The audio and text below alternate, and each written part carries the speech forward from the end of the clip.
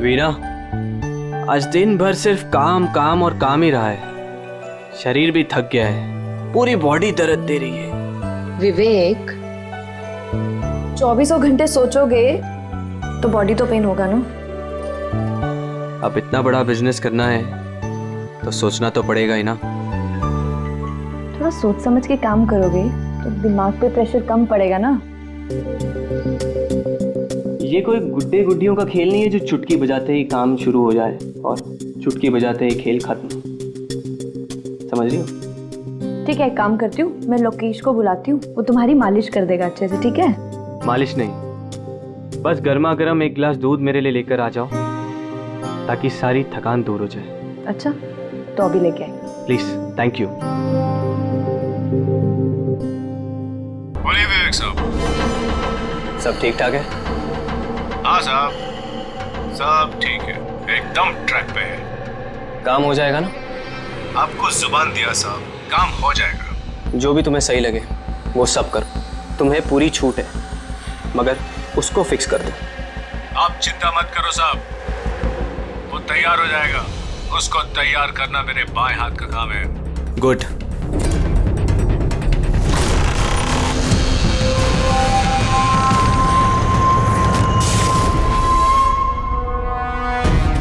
ये लाइट्स को क्या हो गया? वीना, वीना तुम हो? वीना तुम बोलती क्यों नहीं? ये लाइट्स कैसे चली गई? लोकेश, वीना, कौन है? कौन है यहाँ पे? वीना मजाक मत करो। देखो देखो, मैं अंधेरे से नहीं डरता। विवेक साहब, विवेक साहब, विवेक साहब, लोकेश, वीना, लोकेश जल्दी आओ, कोई है कमरे में। विवेक साहब, विवेक साहब दरवाजा खोलिए। विवेक साहब, क्या हुआ साहब?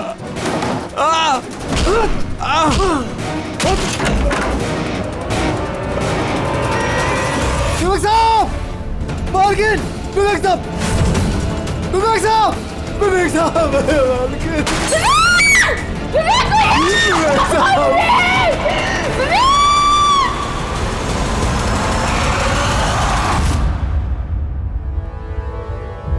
सर लगता है कई बार चाकू से वार किया है। ये देखिए, कटने का और चाकू घोंपने का निशान है। घाव के पैटर्न देख के लगता है कि ये घाव चाकू के नहीं है, किसी और चीज से खून किया गया है। ऐसा क्यों लगता है सर आपको? ये देखो, ये जो घाव के पैटर्न देख रहे हो एकदम बराबर बराबर है, एक ही साइज के, और ये ज्यादा गहरे नहीं है। अगर चाकू का घाव होता तो बड़ा होता, गहरा होता, और ऐसे पैटर्न में नहीं बनता। मतलब सर चाकू जैसा ये कोई छोटा हथियार है और उसे बार बार मार के खून किया। लगता तो ऐसा ही है यार। आप कहाँ थे आप जब ये खून हो? साहब मैं नीचे अपने कमरे में था। जब विवेक साहब की चीखने की आवाज सुनी तो मैं दौड़ के ऊपर आया। साहब मैंने दरवाजा खोलने की बहुत कोशिश की, लेकिन दरवाजा अंदर से बंद था। विवेक साहब अंदर से जोर जोर से चिल्ला रहे थे, इसलिए मैं दरवाजा तोड़ के अंदर गया और मैंने देखा कि जब दौड़ के अंदर आए तो आपने खूनी को नहीं देखा यहाँ पे? यही तो अजीब है साहब, खूनी दिखा ही नहीं। दरवाजा बंद था अंदर से? हाँ साहब।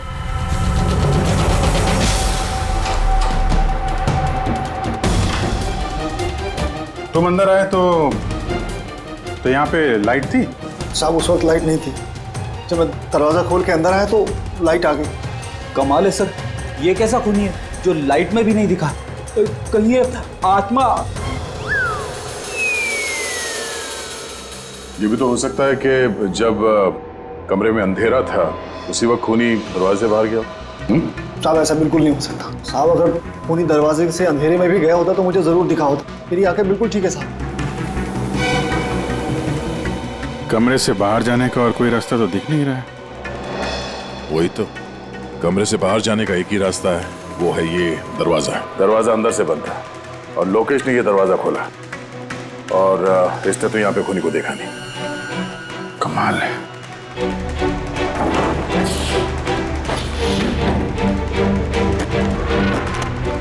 क्योंकि अंदर से बंद है, यहाँ से तो खूनी आ नहीं सकता। तो खूनी अंदर कैसे आया? और फिर बाहर जाते हुए किसी को दिखा नहीं? सर, मेरी दादी एक भूतिया कहानी सुनाती थी।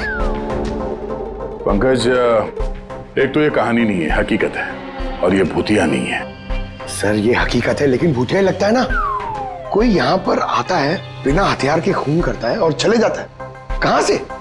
जाने का तो यही एक रास्ता है, ये दरवाजा। लेकिन सर, बीना तो सीढ़ियों से ऊपर आ रही थी, और अगर खूनी यहाँ से जाता तो उसे दिखता जरूर। कमाल है यार, ये लाइट का आना जाना, इसका कुछ ना कुछ कनेक्शन है इस केस के साथ। लाइट का जंक्शन बॉक्स कहाँ पे है? कल तुम ही ड्यूटी पे थे? मैं तो गेट पे था साहब। तुम्हारे गेट पे रहते कोई घर में घुस के खून कर गया, तुम्हें पता नहीं चला? देखिए साहब, मैं अपनी ड्यूटी पे अलर्ट रहता हूँ, ना कोई अंदर आया है ना कोई बाहर गया है। अलर्ट? तो क्या खूनी हवा में आया, हवा में गायब हो गया है? ये लाइट स्विच ऑफ किसने की थी यहाँ से? पता नहीं साहब, अचानक ऑफ हो गई। मैंने सोचा फ्यूज उड़ गया हो। या कोई स्पार्क वार्क हुआ था जंक्शन बॉक्स में? नहीं साहब, स्पार्क नहीं हुआ था, लाइट चली गई, और जैसे लाइट चली गई मैं जंक्शन बॉक्स की तरफ दौड़ा। देखा बाकी सबके घर में लाइट है, हमारी क्यों नहीं? और देखा साहब, जंक्शन बॉक्स खुला था, जंक्शन बॉक्स का स्विच भी बंद था, और मैंने ऑन किया साहब। जैसे ही ऑन किया लाइट आ गई। कोई तो आया था यहाँ पे जिसने लाइट के साथ छेड़छाड़ की है। विवेक की बीवी वीना, उससे भी पूछ लेते हैं। वीना जी, हमें मालूम है ये बड़ा मुश्किल समय है आपके लिए, पर हम लोग भी थोड़े हैरान हैं कि यहाँ पे सबके रहते हुए विवेक का खून हो जाता है और किसी ने भी खूनी को देखा नहीं। सर, इस बात का जवाब मेरे पास भी नहीं है। मैं खुद हैरान हूँ, खूनी कहाँ से हवा बनकर आया और कहाँ चला गया। मैं मेरे बच्चों को क्या जवाब दूंगी सर? उन पर क्या बीतेगी? हिम्मत रखो, समय के साथ साथ बच्चे भी समझ जाएंगे। आप कौन है? सर, मैं विवेक का बिजनेस पार्टनर हूँ। मेरा नाम राकेश है और मैं अभी जापान से लौटा हूँ। किस सिलसिले में जापान गया था? सर, एक बिजनेस के मामले में गया था।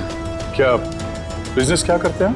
सर, विवेक और राकेश एक जापान में ऑयल बेसिन का बिजनेस शुरू कर रहे थे। जापान की सी में जॉइंट वेंचर था, इंडिया और जापान में। दोस्त तो गया ही, पता नहीं अब इस कंपनी का क्या होगा। विवेक की किसी से कोई दुश्मनी थी क्या, या आजकल कुछ स्ट्रेस में हो, कोई धमकी भरे फोन, ऐसा कुछ? नहीं सर, कभी किसी की धमकी या फिर कुछ ऐसा उन्होंने नहीं बताया, लेकिन वो जापान की डील को लेकर काफी टेंशन में रहते थे। किस तरह की टेंशन? डील होगी भी या नहीं। लेकिन सर, एक बात और थी। क्या? सर, कुछ दिन पहले विवेक एक बहुत अजीब आदमी से मिले थे। अरे आप चिंता मत करो, आपने मुझ पर भरोसा किया, अपना वादा पूरा किया, अब मैं भी आपका वादा पूरा करूंगा। पुलिस को भनक भी नहीं होनी चाहिए। साहब, पप्पन नाम है मेरा, मुझ पे भरोसा है ना? विश्वास है, इसलिए काम दिया है तुम्हें। बस अब पप्पन का कमाल देखो। पप्पन? देखिए, जैसा आपने बताया उससे तो यही लगता है कि ये पप्पन कोई पुराना मुजरिम है, और हर मुजरिम का रिकॉर्ड है हमारे पास। आप उसकी फोटो देखेंगे तो पहचान लेंगे? जी सर। ठीक है, फिर तो जल्दी इस पप्पन का पता चल जाएगा, और उसने क्या किया था वो भी।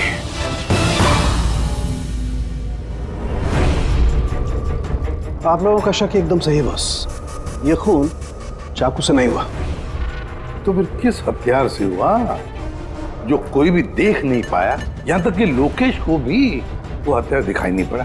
हाँ बॉस, हथियार भी नहीं नजर आया, और कमाल की बात है खूनी भी दिखाई नहीं दिया।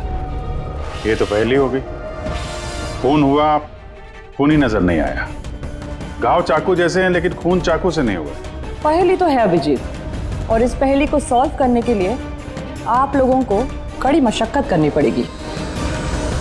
देखो बॉस, हम लोग आत्मा में तो विश्वास नहीं करते, लेकिन साइंस से कुछ भी किया जा सकता है, और मुझे लगता है किसी मॉडर्न साइंस की टेक्निक का इस्तेमाल किया गया है इस खून में।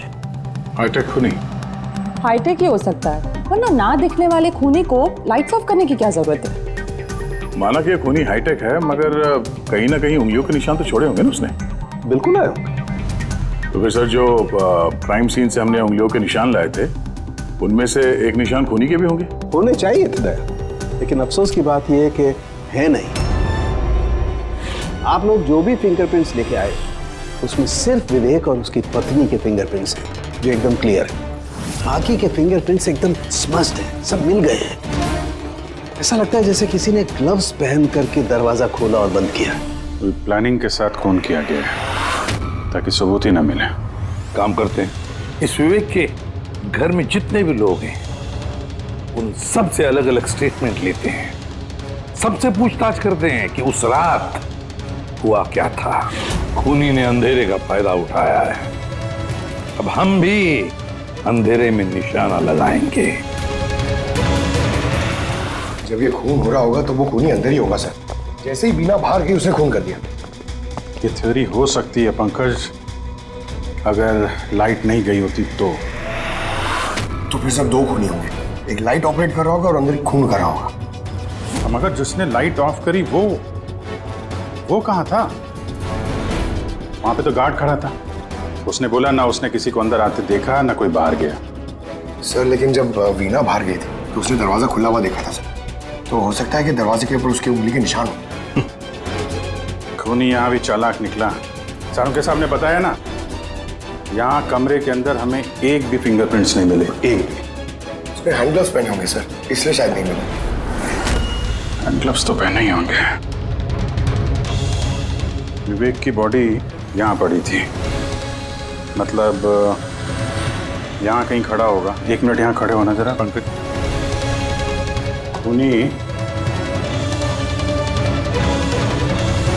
खूनी जब अंदर आया तो दरवाजा खुला हुआ था। जैसे ही लाइट गई खूनी अंदर आया, उसने दरवाजा बंद किया।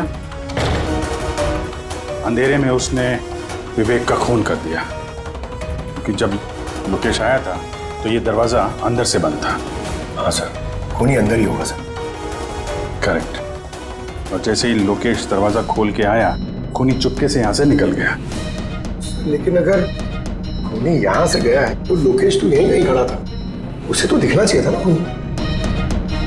लोकेश का कहना है उसने सिर्फ यहाँ पे विवेक की बॉडी देखी थी, खूनी उसे नजर नहीं आया। सर ये लोकेशन है, ये झूठ बोल रहा है सर। लगता तो नहीं है। इंटरोगेशन में अच्छे अच्छे झूठ बोलने वाले ना लड़खड़ाने लगते हैं, उनकी जबान कांपने लगती है। ऐसा लगता नहीं है वो झूठ बोल रहा है। तो फिर कौन है ये आदमी? वीना ने उसे महसूस किया, लोकेश ने उसे महसूस किया, लेकिन देखा नहीं। सर मरने से पहले विवेक ने जिस नंबर पे फोन किया था वो नंबर 1 दिन पहले चोरी हो गया था और अब वो अनअवेलेबल आ रहा है। अनअवेलेबल है तो जरूर पप्पन का होगा। दया, पप्पन का नंबर होगा। क्या पता चला उसके बारे में? सर पूरी ट्रेस कर रही है, उसका क्रिमिनल रिकॉर्ड भी चेक करिए सर, बहुत जल्द पता चल जाएगा। यही है। यही है सर। हाँ सर ये देखिए सर, हमारे रिकॉर्ड में तो कई सारे पप्पन हैं, लेकिन वीना के बताए अनुसार ये वही आदमी जिसकी हमें तलाश है। सर ये वही आदमी है जिसे मैंने विवेक के साथ देखा था। हमारे रिकॉर्ड के हिसाब से तो ये मुजरिम बहुत ही खतरनाक है सर, खूनी है। और अगर विवेक ने इसे पैसे दिए हैं तो जरूर खून किया होगा इसने। और अभी ये बेल पे बाहर है और पुलिस स्टेशन पे हाजिरी देने के लिए जाता है हर रोज। कौन से पुलिस स्टेशन में जाता है ये हाजिरी देने के लिए?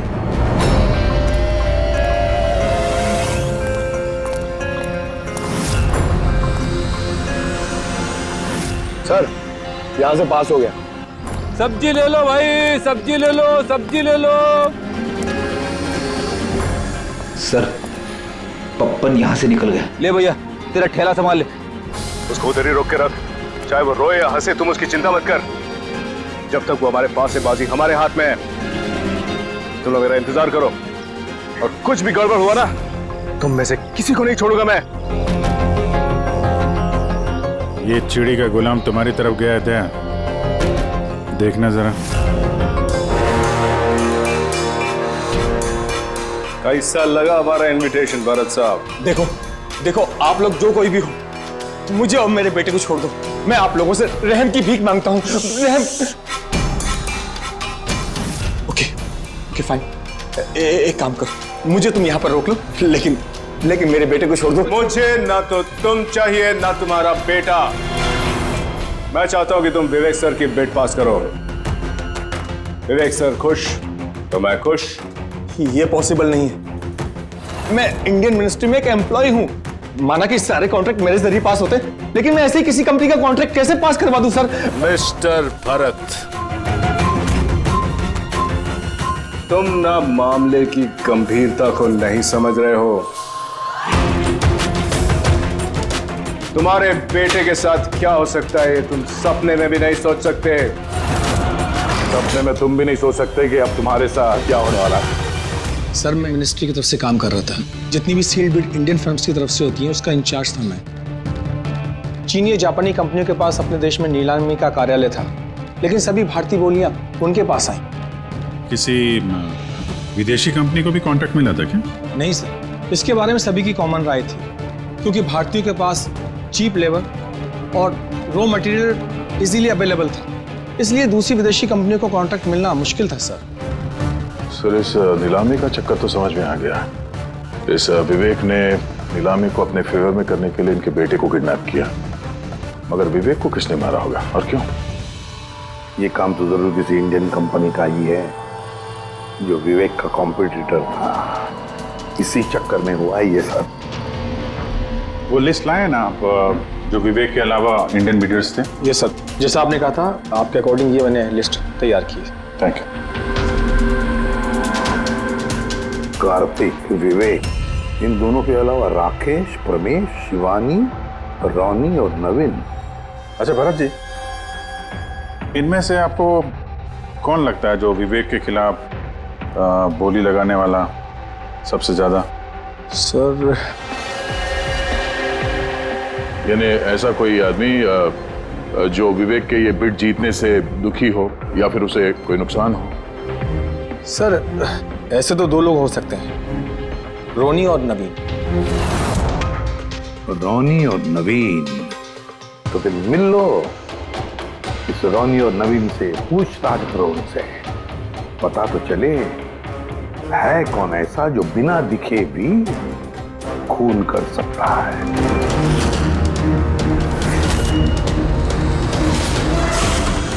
सर लाइट चली गई? मैं पता लगाता हूँ। नहीं मिस्टर रोनी, आप बाहर नहीं जाएंगे, अभी तो रुकिए, आपकी जान को खतरा है। ये वही खूनी हो सकता है। सिक्योरिटी! रोनी आप हिलना मत। सिक्योरिटी! सर यहाँ कोई है? कोई है? सर यहाँ कौन है इधर? कौन है? मिस्टर रोनी आप हिलना मत। सर मैं देखता हूँ, देखो।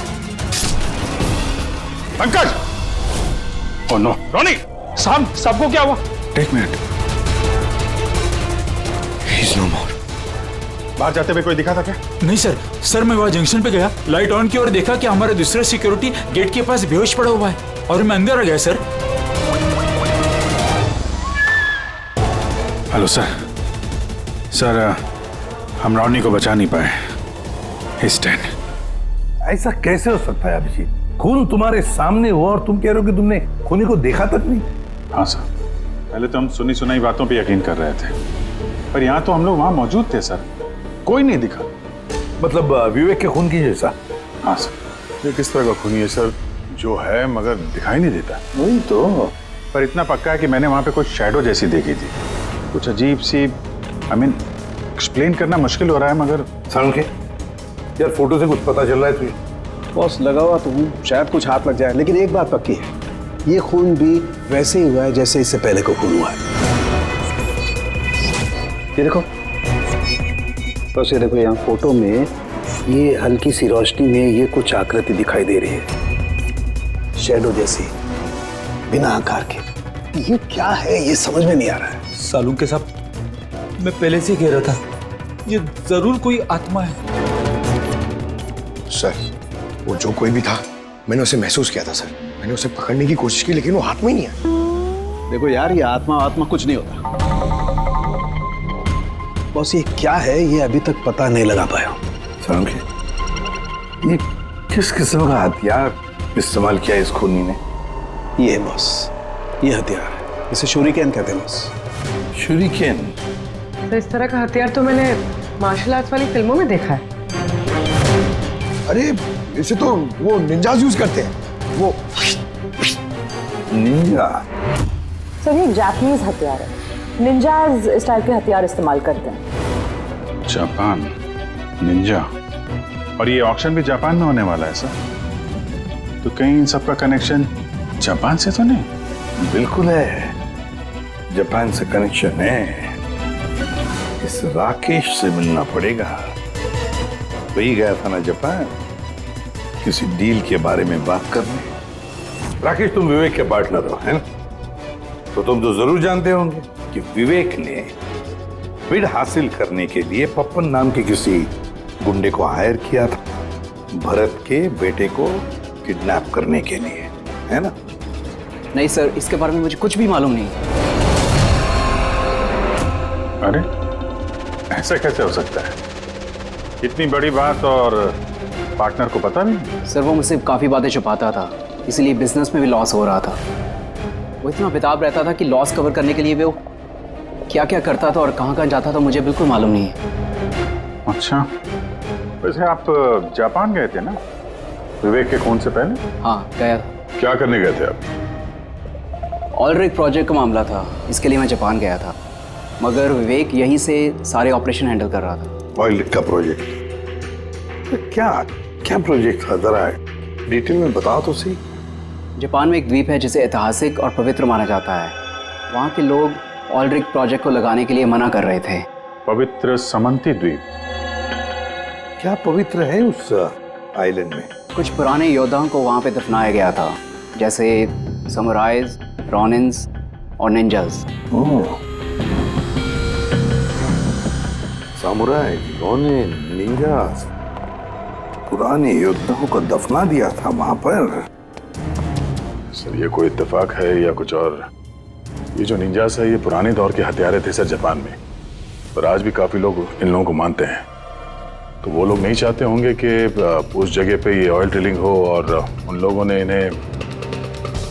हाँ हो सकता है दया, हो सकता है, पर ये भी तो हो सकता है कि इन लोगों की आपसी दुश्मनी, कोई बिजनेस राइवल। चलिए नवीन तो नहीं हो सकता, क्योंकि जब दूसरा खून हुआ तब मैं और पूर्वी उसी के साथ थे। तो फिर ये बचे 3 बिडर्स, शिवानी, प्रमेश और कार्तिक, तीनों को बुला लेते हैं यहाँ पर। कार्तिक, प्रमेश, शिवानी, तो तुम 3 भारतीय थे विवेक के साथ बिड करने में जापान में, मगर डील हमारे हाथ में आई नहीं, और इसी वजह से विवेक और रोनी का खून हुआ है।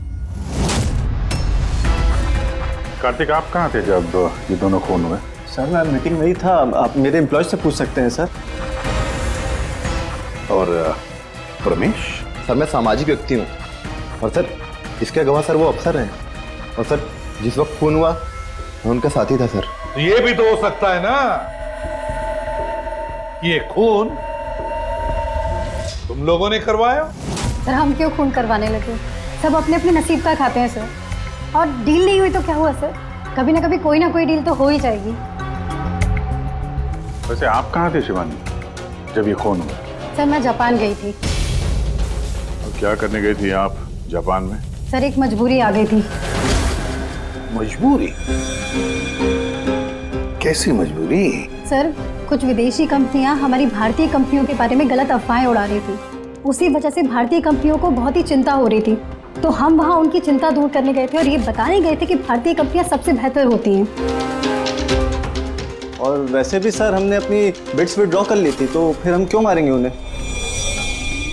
और बिड्स विड्रॉ करने की कोई खास वजह? सर वजह सर ये थी कि हम लोग अपनी जिंदगी में सर टेंशन नहीं चाहते हैं, और सर हम लोग किसी भी तरह का कोई रिस्क नहीं चाहते हैं। सर हम लोग को सर जो भी मिल रहा है सर हम उतने में खुश हैं।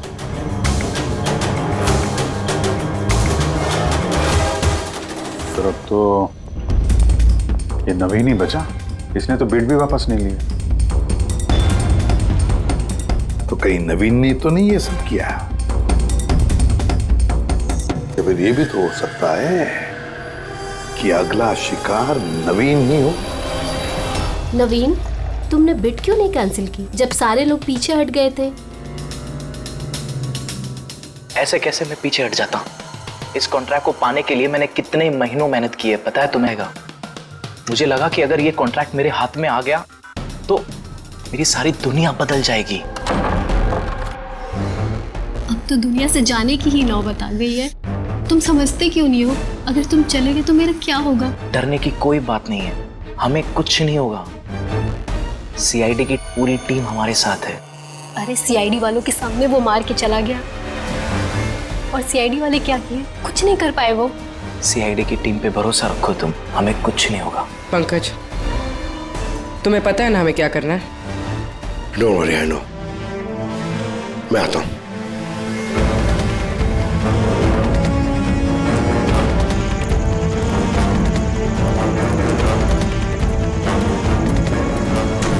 ये है वो जंक्शन बॉक्स जिसकी वजह से सारा पंगा हो रहा है। मैं देखता हूं ये कौन है। ये जगह सही है।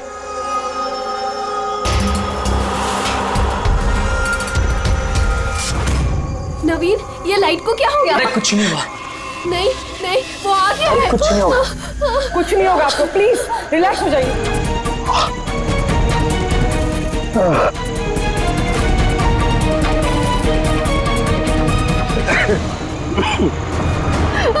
आप लोग ठीक है? हाँ? तो मैंने वहां पर 6 गोलियां चलाई थी। उनमें से 5 गोलियां तो मिल गई, मगर एक गोली उस खूनी को जरूर लगी है। एक गोली खूनी को लगी है? तो पूरी तुम यकीन नहीं साथ कैसे कह सकती हो कि 6 में से एक गोली खूनी को लगी है? क्या वहां पे कोई खून वगैरह गिरा था? नहीं सर, खून तो नहीं था वहां पर, लेकिन गोली लगने की आवाज जरूर आई थी। अगर गोली लगी है तो खून तो निकलेगा ही। घर के अंदर ना सही तो घर के बाहर कहीं मिला? नहीं सर, हमने अच्छे से चेक किया था, वहां पर खून था ही नहीं। हो सकता है सर खूनी ने बुलेट प्रूफ वेस्ट पहन रखी हो। और सर ये भी तो हो सकता है कि ये काला कपड़ा उस बुलेट प्रूफ वेस्ट का टुकड़ा हो। सर इस काले कपड़े के टुकड़े से कुछ पता चल रहा है तुझे? नहीं बॉस, इस कपड़े पर से भी खून के ट्रेसेस तो नहीं मिले। खून के अलावा कुछ मिला तुझे? हाँ, ये कपड़ा इतना काला है कि विश्वास नहीं होता है।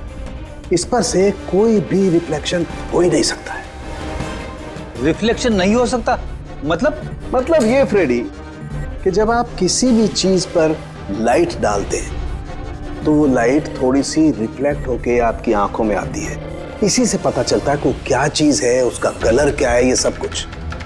लेकिन इस कपड़े पर अगर आप लाइट डालेंगे तो रिफ्लेक्ट होगी ही नहीं। इस कपड़े पे लाइट मारेंगे तो ये कपड़ा दिखेगा नहीं ना। मैं दिखाता हूं, ये देखो, ये यहां पर ये लाइट है। अब हम इसे ट्रैवल करते हैं इस कपड़े पर, और ये देखो लाइट गायब। My God. मतलब इस कपड़े ने सारी की सारी लाइट एब्जॉर्ब कर ली। और ये देखो, कपड़े से बाहर आए तो फिर से लाइट दिखाई देना शुरू हो गई। अजीब कपड़ा है, पूरी लाइट एब्जॉर्ब कर लेता है। पता ही नहीं चल रहा था कपड़ा है कि नहीं। नवीन की जान को खतरा है, जो भी है जल्दी बता दे। बॉस, मैं जानता हूं कि ये क्या है और खून कैसे हुआ है। शिखा, क्या हुआ तुम्हें? क्यों इतनी परेशान लग रही हो? हमें कुछ नहीं होगा, रिलैक्स हो जाओ। कैसे रिलैक्स हो जाओ? तुम्हें कुछ हो गया तो? अरे शिखा, मैंने बोला हमें कुछ नहीं होगा। नवीन, ये लाइट कैसे चली गई? अरे नवीन, वो आ गया है। कोई नहीं आया। वो तुम्हें मार डालेगा।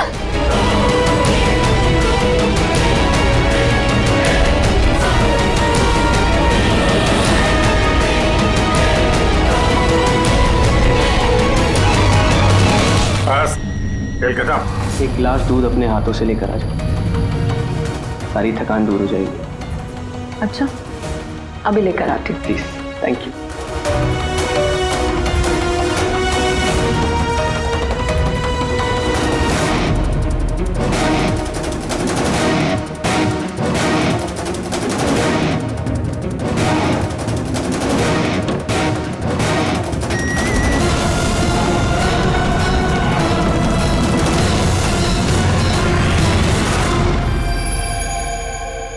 मैंने सोचा नहीं था कि कोई मुझे भी पकड़ सकेगा। हमने भी नहीं सोचा था कि एक पत्नी अपने पति का खून कर देगी। अपराधी चाहे जितना दिमाग लगाकर अपराध को अंजाम दे, कहीं ना कहीं उससे कोई ना कोई गलती हो ही जाती है। मैंने तो कोई गलती नहीं करी, फिर भी आप लोगों ने मुझे पकड़ लिया। नहीं, गलती हुई तुमसे। ये कपड़ा पहन के तुमने बहुत अकलमंदी दिखाई थी, लेकिन इस कपड़े का टुकड़ा हमें खिड़की में से मिल गया और खिड़की पे फंसा हुआ वो कपड़ा हमारे लिए सबूत बन गया और उसी कपड़े की वजह से तुम हमारे पकड़ में आ गई। ये कैसा कपड़ा है सर? मैंने इसके बारे में पहले सिर्फ सुना था बॉस। मुझे पता नहीं था कि इसका इस्तेमाल किया जा सकता है, वो भी इस तरीके से।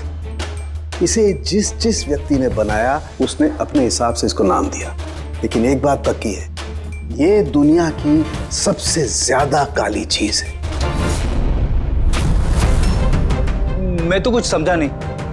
सीधे तरीके से ये बात है फ्रेडी कि अगर इस कपड़े का कोई सूट बना करके पहन लेगा, वो व्यक्ति आपको दिखाई नहीं देगा तब तक जब तक कि उसके आसपास की सारी लाइट्स एलिमिनेट ना हो जाए। वो दिखाई नहीं देगा। अगर दिखाई देगा तो सिर्फ एक आकृति दिखाई देगी, एक छाया, वो भी बिना किसी रूप के। ये एक 3D से 2D में बदल जाने की प्रक्रिया है। अरे सर, कोई तो लाइट होगी जिससे ये दिखे। ऐसी कोई लाइट नहीं है, ना इंफ्रारेड लाइट, ना यूवी लाइट, ना ही लाइट स्पेक्ट्रम। अभिजीत, नवीन से कहो कि वो बिड विड्रॉ ना करे और ये इंफॉर्मेशन सब में फैला दो। सर, इस बात के फैलते ही उस पर फिर से हमला हो सकता है। यही तो हम चाहते हैं पूर्वी, यही तो हम चाहते हैं। ये ब्लैक फैब्रिक लाइट को एब्जॉर्ब कर लेता है, लेकिन हीट को एब्जॉर्ब नहीं करता। हीट को तो रिफ्लेक्ट करेगा ही। हम खूनी को पकड़ेंगे थर्मल विजन से।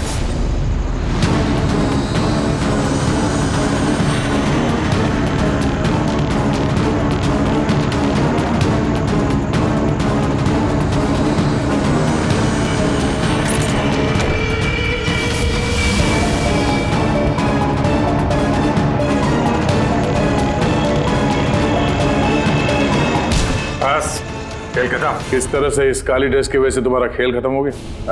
अब जल्दी से बताओ, अपने पति का खून क्यों किया तुमने? नफरत थी मुझे उससे। उसकी बीवी कहलाते हुए भी मुझे शर्म आती थी। क्यों? ऐसा क्या करता था वो कि तुम्हें इतनी नफरत थी? ये जो बिजनेस था, मेरे पापा ने उसे दिया था। इतना बड़ा एम्पायर खड़ा करके दिया उसे, और वो उसे मिट्टी में मिलाने की कोशिश कर रहा था। गुंडों के बदौलत कॉन्ट्रैक्ट लेता था। तुम्हारा मतलब है कि वो खुद अपना बिजनेस खराब कर रहा था? कर नहीं रहा था, कर दिया था।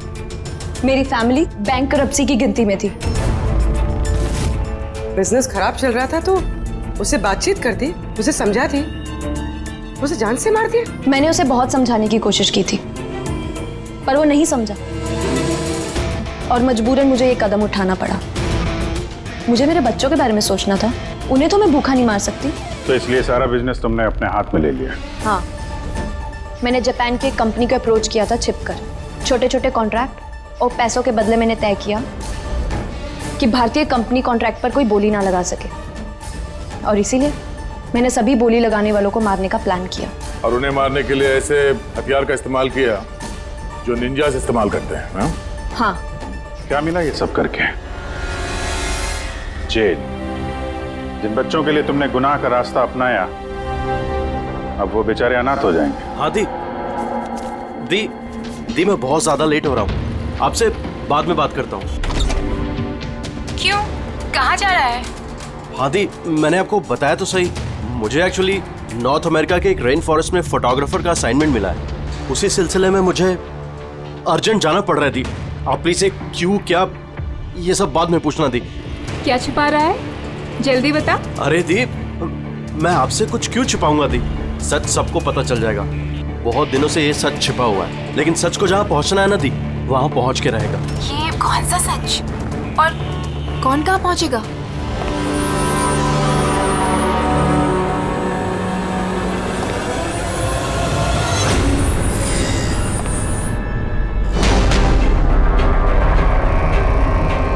माया दी मेरे पास बिल्कुल टाइम नहीं है। एक्चुअली मुझे लग रहा है कोई है यहाँ पे। बहुत कुछ हुआ है दी, बहुत कुछ हुआ है, लेकिन मैंने वही किया जो मुझे सही लगा।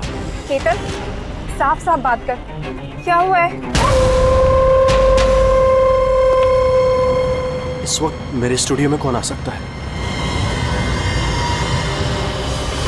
ये दरवाजा खोल। दीप, कोई दरवाजा खोल रहा है। दीप, केतन, जल्दी खोल वरना। कौन है? हेलो, क्या हुआ? खुलता है कि नहीं? हेलो केतन, भाई। देखो, आगे मत बढ़ो। कहाँ है वो फोटो? मैंने क्या किया है तुमने? बोलो। केतन, केतन। बोल। मैंने कुछ नहीं किया। बोल दे, नहीं तो मरेगा तू। प्लीज आगे मत बढ़ो। फोटो कहाँ है? हेलो, जल्दी बोल दे, बता दे।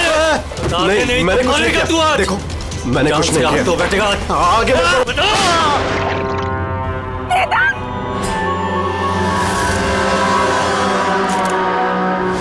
ये किसी के जूतों से आया लगता है। सर वो केतन के जूते साफ थे। स्टूडियो के फ्लोर पे भी ऐसे निशान कहीं नहीं है। जो स्क्रेपर दे।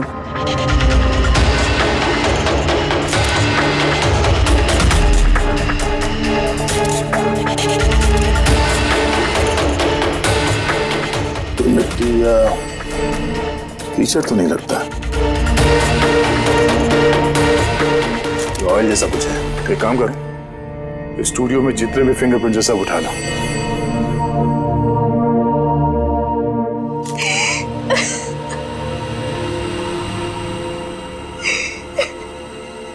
माया जी, हम जानते हैं कि ये समय ठीक नहीं है पूछताछ करने के लिए, पर फिर भी आपको परेशान कर रहे हैं। जरा ठीक से याद करके बताइए, आपने ये पूरा हादसा फोन पे सुना था, तो केतन और उस दूसरे आदमी के बीच में क्या बात हुई थी? वो आते ही बुरे तरीके से केतन को मार रहा था। वो चीख रहा था, चिल्ला रहा था, चीजें इधर उधर टूटने की आवाजें आ रही थी। मैंने कुछ नहीं किया। देखो, आगे मत बढ़ो, मुझे कुछ नहीं मालूम ना। हाँ, वो कुछ फोटोज के बारे में बातें कर रहा था। सर, ये माया जो कह रही है कि केतन का खून उस वजह से हुआ है कि एक एविडेंस की वजह से। एविडेंस क्या वो फोटोग्राफ था? सर, केतन ने किसी कपल की इंफॉर्मेशन लिख के रखी है सर। ये देखिए, कोई मनन और शामली है, जू से। सर ये देखिए, कैलेंडर पर 14 अप्रैल 2018 ये डेट मार्क की है, द एनिवर्सरी। अरे ये तो आज की डेट है। इसका मतलब है आज के दिन कुछ होने वाला था जिसके बारे में केतन जानता था। उसका मोबाइल फोन चेक करो, देखो आखिरी बार किससे बात हुई थी उसकी।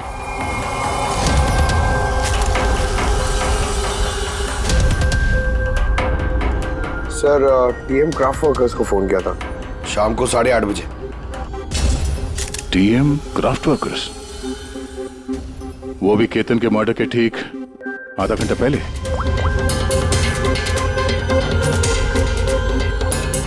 Hello, TM craft workers?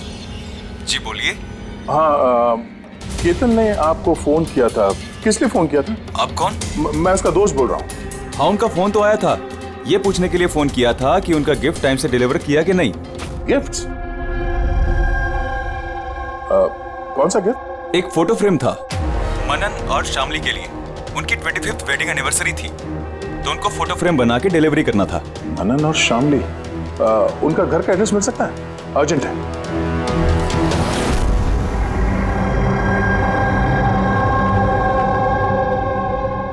Photo किसने भेजी? किसने भेजी?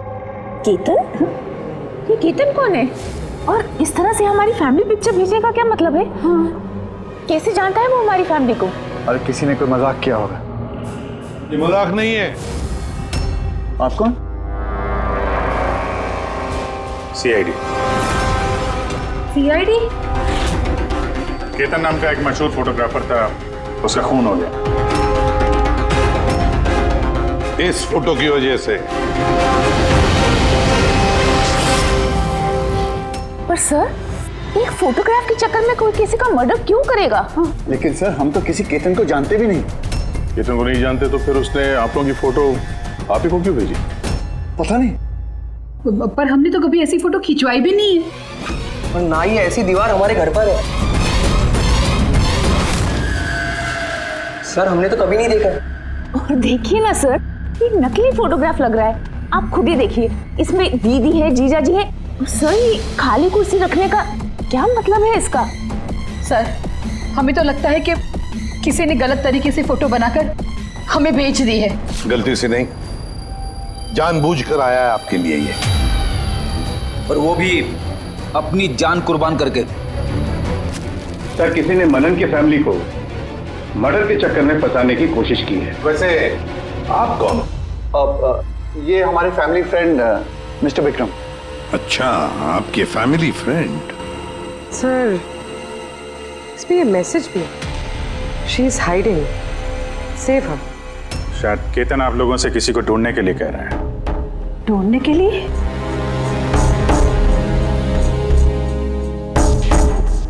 सर ये फोटो तो मेरी बेटी रिया जैसी लग रही है। हाँ, सर पता नहीं किसका हाथ पकड़ कर खड़ी है।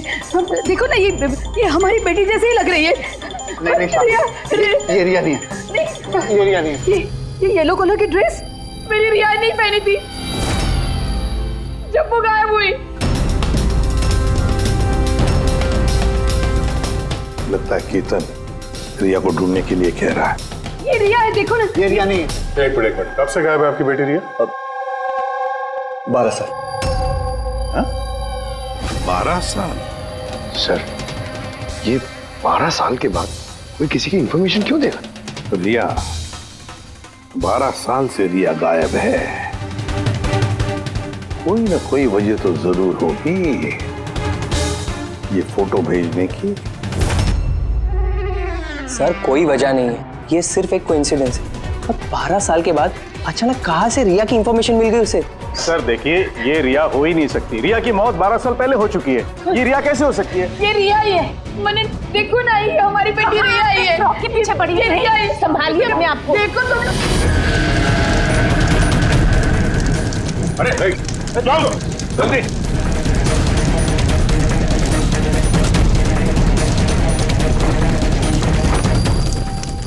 सर ये फोटो तो जल गया, अब क्या करें?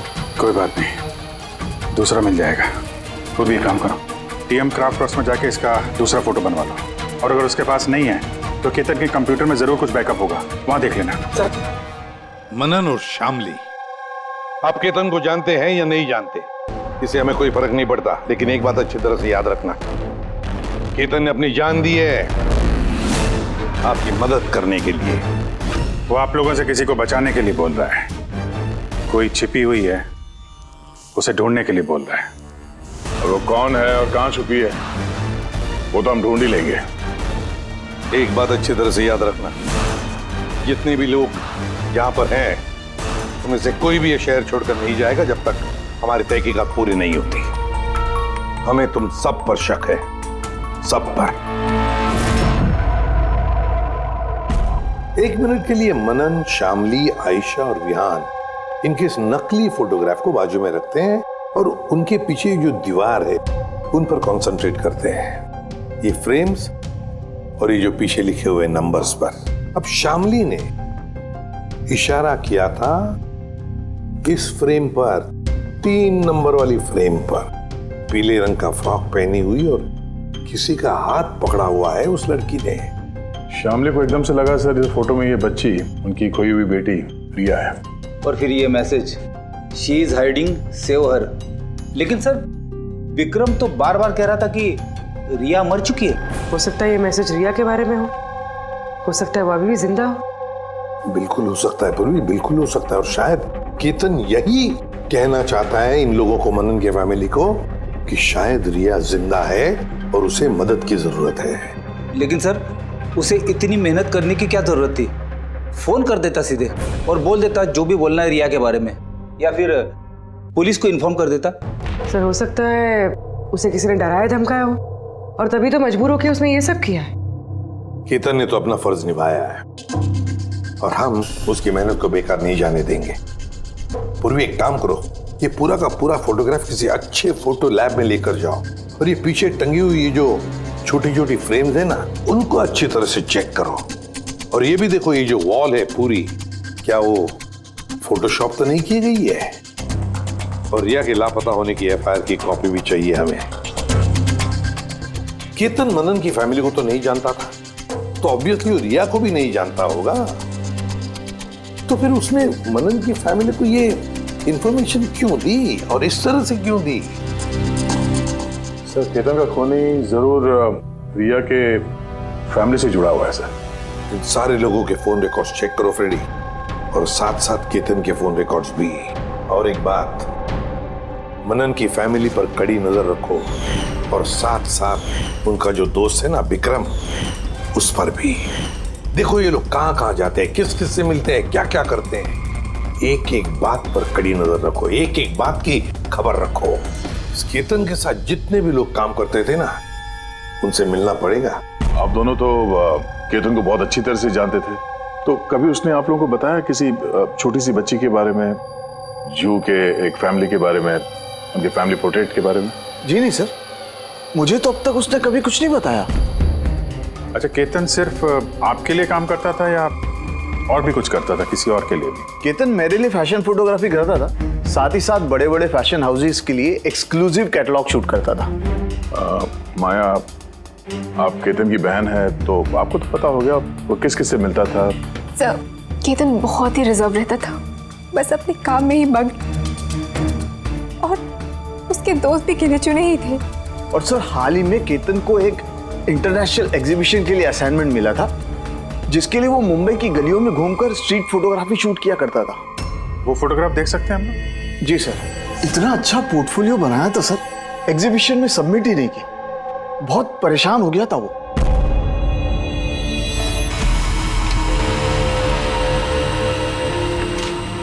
ये वॉल और उस पे लगे हुए सारे फोटोज एंड नंबर्स असली है। और बाकी सब?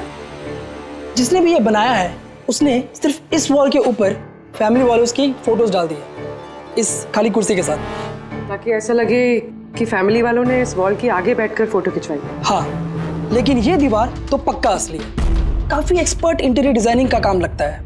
मैग्नेटिक वॉल है ये, आजकल बहुत कम जगहों पे देखने को मिलती है। Magnetic wall? हाँ, मैग्नेटिक वॉल बनाने के लिए वॉल को एक स्पेशल पेंट से पेंट किया जाता है, जिसके केमिकल कंपोजिशन में मैग्नेटिक एलिमेंट्स होते हैं, जो उस दीवार को मैग्नेटिक प्रॉपर्टीज दे देते हैं। यानी ये दीवार तो ऑलमोस्ट मैग्नेट जैसी है। एकदम सही। अब उस पे कोई भी मेटेलिक चीज बिना किसी हुक या कील के चिपका सकते हो या निकाल सकते हो। उसी तरह ये वॉल भी मैग्नेटिक वॉल है। Thank you. Thank you ma'am. Mumbai की गलियों में घूम घूम के फोटोग्राफी कर रहा था। जरूर वहीं पे इसे रिया के बारे में कोई ना कोई क्लू मिला होगा, वहीं किसी गलियों में।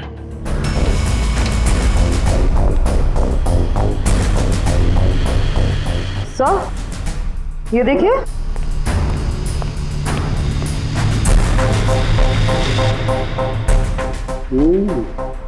Good job Tarika. Thank you. Full sound के क्या मिला? बॉस, एक खास चीज मिली है। दया, तुम्हें याद है तुमने मुझे कुछ चिकना सा पदार्थ ला करके दिया था जो तुम्हें क्राइम स्पॉट पे से मिला था, याद है? सर, ये वहाँ क्राइम सीन पर मिला। ये मिट्टी या डामर तो नहीं लगता, शायद कोई ऑयल या ग्रीस हो सकता है। तुम बिल्कुल सही सोच रहे थे दया, वो ग्रीस ही है। बॉस, मुझे उस पदार्थ में ग्रीस के ट्रेसेस मिले, और ये ग्रीस इतनी पुरानी है कि अब तो अपना केमिकल कंपोजिशन भी बदलने लगी। एक मिनट साहब के पुराने मतलब कितने पुराने हैं? मतलब बॉस, जिस जगह से ये ग्रीस के धब्बे मिले हैं वो जगह काफी पहले बंद हो चुकी होगी। और सर, केतन के नाक के फ्लूइड्स में से मुझे ये एक्रिलिक, नायलॉन, पॉलिएस्टर, पॉलीप्रोपिलीन, इन सब चीज़ों के ट्रेसेस मिले, और उसके लंग्स में भी ये सारी सेम चीज़ें मिली हैं, fabric fibres. Nylon, polyester, olefin, acrylic, क्या ये सब सारी चीजें तो फैब्रिक से जुड़ी हुई है। ये तो एक फोटोग्राफर था, इसका क्या संबंध इन सारी चीजों से? हाँ सर, जिस जगह पे ये रहता है इसके घर के आसपास कोई फैक्ट्री वगैरह भी नहीं है, तो फिर एक कपड़े के रेशे इसके लंच में कैसे घुस गए? हो सकता है ऐसी जगह पे आता जाता हूँ। हाँ बॉस, कोई फैक्ट्री, कारखाना, मिल। और बार बार जाता होगा सर, तभी ये पॉसिबल है। बार बार जाता होगा केतन ऐसी जगह पे, पर क्यों, किस लिए? सर श्यामली डिप्रेशन में चली गई है, वो घर से बाहर ही नहीं निकलती। और विक्रम और विहान मिलते रहते हैं, पता नहीं उन दोनों के बीच क्या बहस होती रहती है। और ये विहान वकीलों से जाके मिल रहा है। वकीलों से? हाँ सर। और आयशा अपनी किसी फ्रेंड्स के घर जाती रहती है, लेकिन उसकी जो ये फ्रेंड है उम्र में काफ़ी बड़ी है, मुझे नहीं लगता कि उसका इस केस से कोई ताल्लुक है। और ये जो मनन है ना, केतन के बारे में पता लगाने की काफ़ी कोशिश कर रहा है। अच्छा, तो फिर फ्रेडी वो जो फोन कॉल के रिकॉर्ड जो ट्रैक किए थे, क्या पता चला? कुछ नहीं पता चला सर। उनके जो रजिस्टर्ड मोबाइल नंबर है उसमें कुछ नहीं है। फोटोग्राफ्स का प्रिंट निकाल ली? हाँ सर। सर जैसे कि मैंने फोन पे बताया था, वो दीवार असली है सर। Magnetic wall? हाँ सर। सर केतन ने ये सारी फोटोज उस वॉल पे लगाकर वो फोटो ली है और फिर उस पर वो फैमिली वाली फोटो फोटोशॉप कर दी। सर इस वॉल का पता लगाने में ज्यादा टाइम नहीं लगेगा, इंटीरियर डिजाइनर का काम है, और ये वॉल पे मेटालिक डिजिट्स लगे हुए हैं। बस तो फिर ये सारे फोटोग्राफ्स आर्किटेक्ट्स और डिजाइनर्स के ऑफिसेज में भेज दो, पता चल जाएगा किसने ये मैग्नेटिक वॉल बनवा लिया था।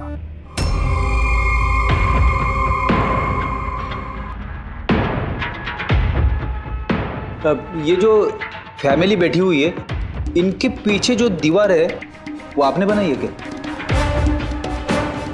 सर एक NRI इंटीरियर डिजाइनर है, वो अपने बोल्ड और क्रिएटिव डिजाइन को लेकर काफी फेमस है।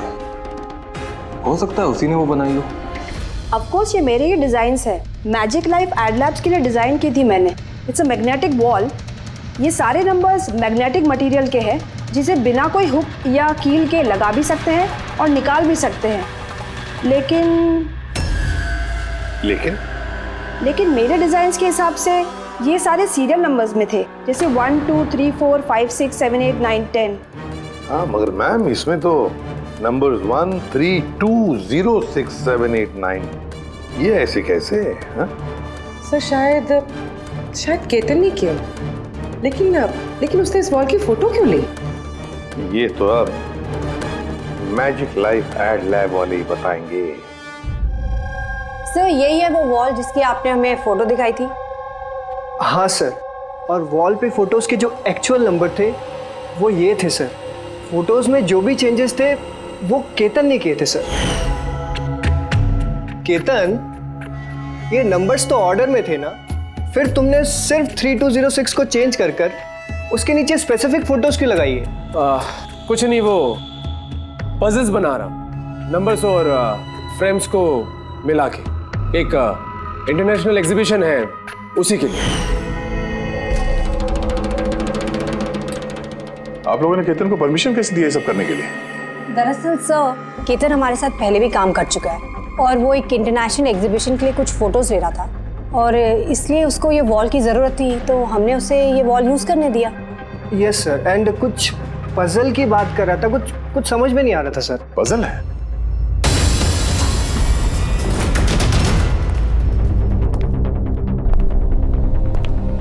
नंबर्स में पजल?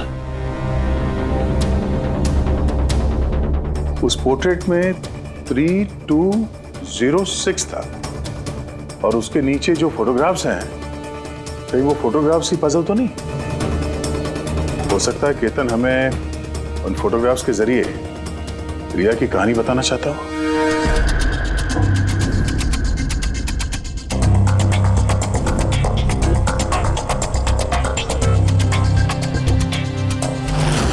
रिया गायब कब हो गई थी? कब गायब हो गई थी? रिया की मिसिंग की FIR है ना? हाँ सर। सर उसका इस केस से क्या कनेक्शन? वो केस तो सर बहुत साल पहले बंद हो चुका है। पता नहीं क्यों दया, ऐसे लगता है कि रिया की इस एफआईआर से शायद हमारी केस सॉल्व करने में कुछ मिल जाए। FIR 8221 Mumbai IPS। एफआईआर का डेट देखो दया, ये देखो 3206। 2006, मतलब ये डेट है? बिल्कुल सही, 3206, 3 फरवरी 2006। दीदी हौसला रखिए। पता नहीं मेरी बेटी किस हाल में होगी। आप लोग मजाक तो नहीं कर रहे? आप वाकई में मेरी बेटी को ढूंढेंगे? वो एक्चुअली जिंदा है क्या? आपकी बेटी जिंदा है, ये सुनकर आपको खुश होना चाहिए, और आप हमसे ऐसे बात कर रहे हैं? डैड, मेरी बहन रिया जिंदा है। सर कहाँ है वो? देखिए, हम बहुत नजदीक हैं रिया का पता लगाने के, इसलिए आप लोगों को जो कुछ भी पता है हमें बताइए। आखिरी बार आप लोगों ने उसे कब देखा था, क्या हुआ था उसके साथ, और एग्जैक्टली गायब हुई कैसे वो? लेकिन सर, इन 4 फोटोज का क्या मतलब है?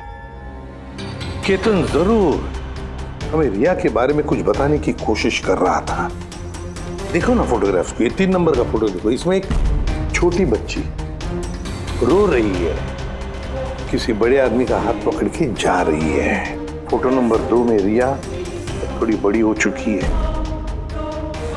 ऐसे जाली के पीछे जैसे उसे किसी ने उस जाली के अंदर कैद करके रखा है।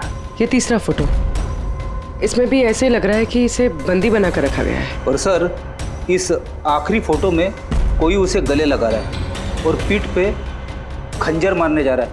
सर ऐसा लगता है कि केतन इन फोटोग्राफ के जरिए रिया की कहानी बता रहा है। एग्जैक्टली। देखो, रिया बचपन में किडनैप हो जाती है, फिर वो बंदी बनाई जाती है, और फिर जब वो 18 साल की हो गई तो उसे इन जंजीरों में जकड़ के रखा था। और फिर उसे कोई मिल गया जिसने उसे मारने का प्लान बनाया। कोई ऐसा जिस पर रिया विश्वास करती है? मतलब सर, केतन ने जानबूझ के मॉडल्स की ऐसे फोटो बनाई है ताकि सच को सामने लाया जा सके, इसलिए उसने केतन को रास्ते से हटा दिया। रिया बाकी बच्चों की तरह नॉर्मल नहीं थी। उसका दिमाग उसकी उम्र के बच्चों के कंपैरिजन में बहुत ही कमजोर था, इसीलिए उसे लगातार दवाइयों की जरूरत पड़ती थी। अगर वो दवाइयां नहीं लेती थी तो उसका दिमाग कंट्रोल में नहीं रहता था। वो कुछ भी कर सकती थी, वो अपने आप को चोट पहुंचा सकती है, वो अपने आप को मार भी सकती है। तो ये रिया गायब कहाँ से हुई? हमने उसे स्पेशल बच्चों की स्कूल में डाला था, वहीं से वो गायब हुई है। तो फिर उसके बाद आप लोगों को कोई फोन आया पैसों के लिए या किसी और चीज के लिए? नहीं, कुछ नहीं। हाँ, पर बाद में हमें पता चला कि हॉस्पिटल में से उसकी मेडिकल फाइल गायब हो गई थी। फाइल गायब हो गई? कोई भला ऐसा क्यों करेगा? वो भी ऐसी लड़की की जिसकी दिमागी हालत इतनी नाजुक है। वही तो मैं कह रहा हूं। अरे, जिसकी दिमागी हालत इतनी नाजुक हो, वो लड़की 12 साल कैसे जिंदा रह सकती है? अरे मुसीबत थी वो। कैसे कह सकते हैं आप ये? शर्म आनी चाहिए आपको। बेटी है वो आपकी। एक बात तो समझ में आ गई मिस्टर मनन, अगर रिया मिल भी गई तो आपको ज्यादा खुशी नहीं होगी। लेकिन हम उन्हें ढूंढ के रहेंगे किसी भी तरह।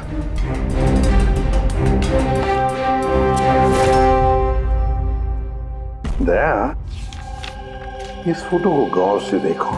देखो, रिया बड़ी हो गई है, 18 साल की हो गई है, लेकिन उसके पैरों में जंजीर जकड़े हैं। सर ये पीछे ये खिड़की कारपेट दिख रहा है पीछे। क्या याद है तारिका ने क्या बताया था? केतन के नाक के फ्लूइड्स में से मुझे ये एक्रिलिक, नायलॉन, पॉलिएस्टर, पॉलीप्रोपिलीन, इन सब चीज़ों की ट्रेसेस मिले।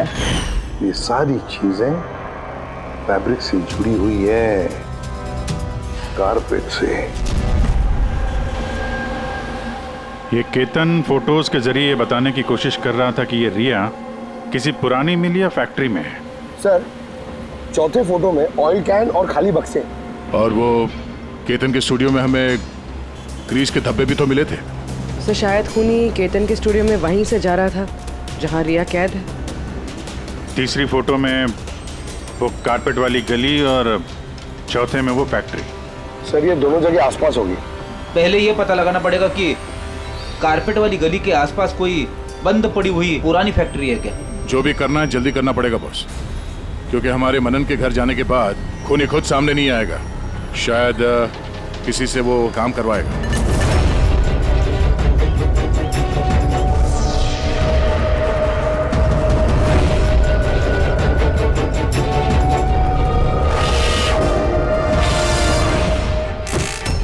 हाँ, इन्होंने ही हमें पैसे दिए थे हमारी फोटो खिंचाने की। 2 दिन के लिए आए थे, तीसरे दिन भी दिखे थे, लेकिन वो शायद किसी का पीछा कर रहा था।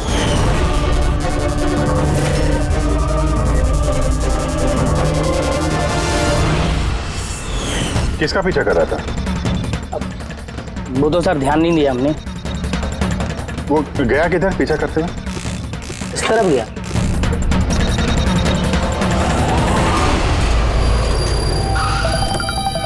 हाँ, पहुंच गया हूं मैं, फिक्र मत करो, जिंदा नहीं बचेगी वो।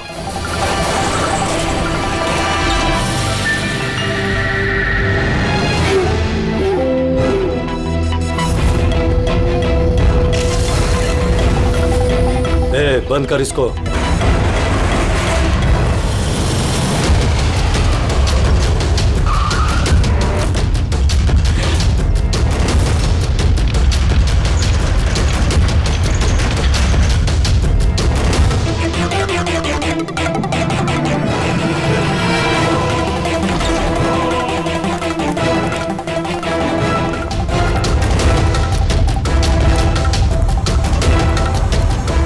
मजबूरी है, बच्ची को खत्म करना पड़ेगा। बच्ची की बॉडी को ठिकाने लगाने के बाद इस सारी जगह को आग से खत्म कर दो, ताकि किसी के हाथ में कोई सबूत ना जाए। यहाँ पे तो कुछ मिला नहीं, चलो दूसरी जगह देखते हैं।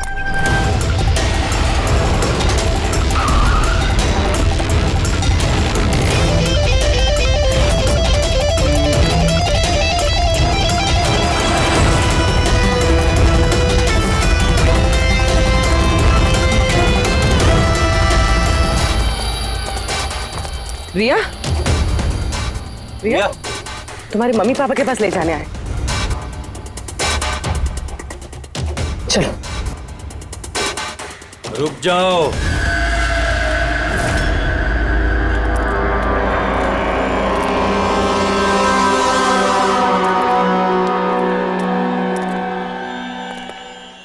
रिया बेटा,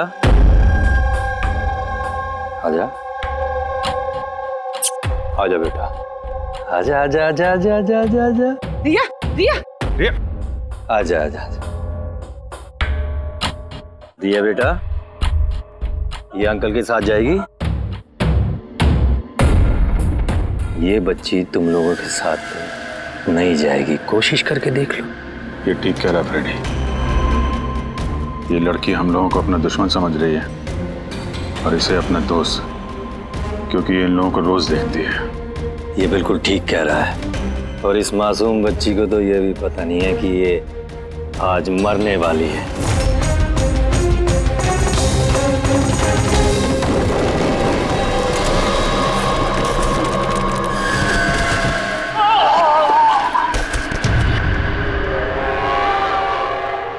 कौन हो तुम लोग? किसने भेजा तुम्हें? ये तुम्हें कभी पता नहीं चलेगा।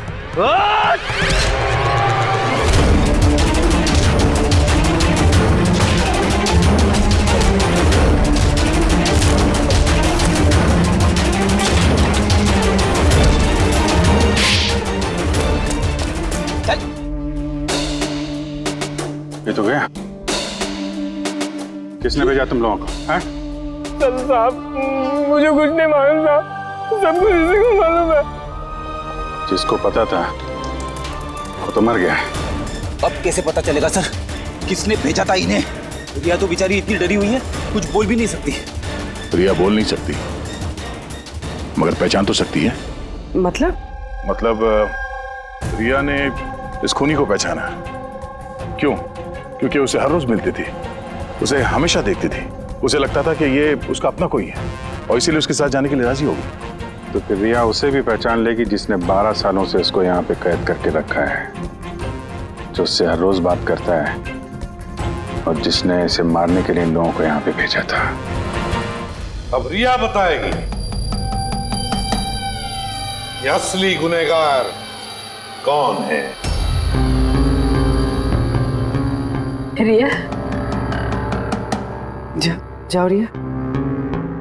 अच्छा मेरी बच्ची, आ बेटा।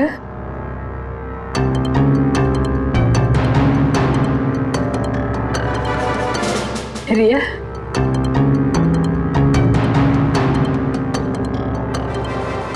आजा मेरी बच्ची, अपनी माँ के पास आजा बेटा। आ बेटा, आ बेटा, आजा, आजा मेरी बच्ची, आजा बेटा। रिया,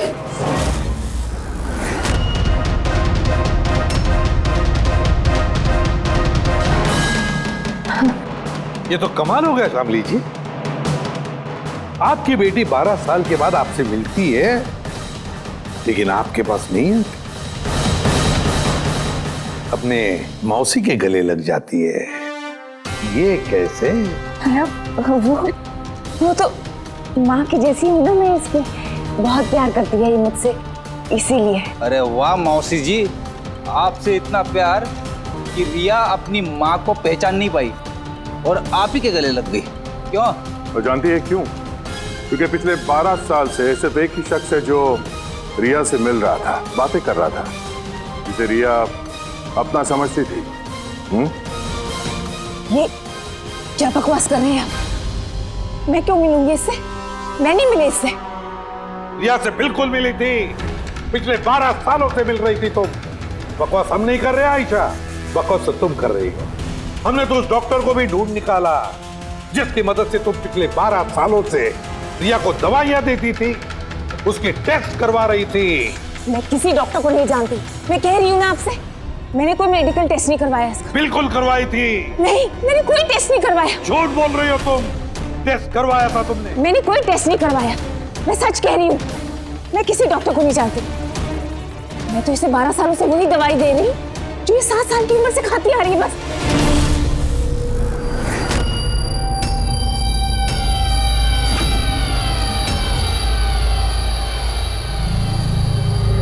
फंस गई ना? हाँ? इस आदमी को आपने भेजा था रिया को मारने के लिए। उसके मोबाइल में हमें उसका नंबर मिला जो इत्तेफाक से आपकी दोस्त है, जिससे आप अक्सर मिलती हैं। आयशा, तुमने ये सब क्यों किया? विहान के लिए। मेरा डिवोर्स हो चुका था, मेरी जिंदगी का वैसे भी कोई ठिकाना नहीं था। मैं विहान को किसके सहारे छोड़ती? मुझे ऐसा लगा कि ये पूरी प्रॉपर्टी, पैसा, ये सब मेरे बेटे को मिलना चाहिए, रिया को नहीं। रिया तो वैसे भी दिमागी मरीज है। तुमने अपने बेटे के भविष्य को संवारने के लिए अपनी बहन की बेटी की जिंदगी को अंधेरे में धकेल दिया। हाँ? रिया के गायब होने के बाद मनन और शामली ने तुम्हारे बेटे विहान को गोद ले लिया। यही प्लान था ना तुम्हारा? तुम इतनी गिर गई कि तुमने एक छोटी सी बच्ची को मारने की कोशिश की। मैं उसे मारना नहीं चाहती थी, माँ हूं मैं भी। मेरा यकीन मानिए, मैं रिया को चोट नहीं पहुंचाना चाहती थी। बहुत कोशिश की मैंने उसे संभालने की, लेकिन संभाल नहीं पाई और इसीलिए तुमने रिया को मारने का प्लान बनाया। ये केतन कहाँ से बीच में आया और उसे रिया के बारे में कैसे पता चला? केतन के साथ मेरा अफेयर चल रहा था। भले उम्र में वो मुझसे छोटा था, पर मैं उसकी मदद करती थी। काफी बार मैंने उसे पैसे दिए हैं उसके काम के लिए। सिर्फ बॉयफ्रेंड था, उसने तो तुमसे दिलो जान से प्यार किया। क्या वही उसका कसूर था? तो तुम्हारा बॉयफ्रेंड था तो तुमने उसे मारा क्यों? वो उस कारपेट वाली गली में एक दिन फोटोशूट कर रहा था।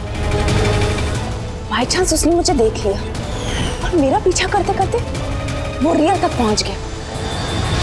मैंने उसे बहुत डराया, बहुत धमकाया, यहाँ तक कहा कि मैं उसका करियर बर्बाद कर दूंगी। लेकिन नहीं, शायद उसमें इंसानियत जाग रही थी, इसलिए मुझे उसे मरवाना ही पड़ा।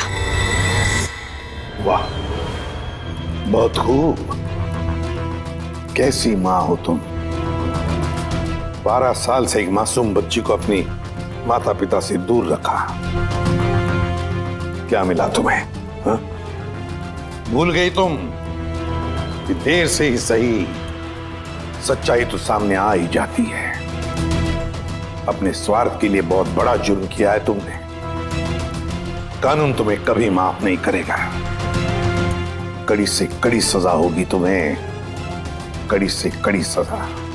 CID के और भी मजेदार और सस्पेंस से जुड़े एपिसोड्स को देखने के लिए हमारे चैनल को सब्सक्राइब करें और बेल आइकॉन दबाना ना भूलें।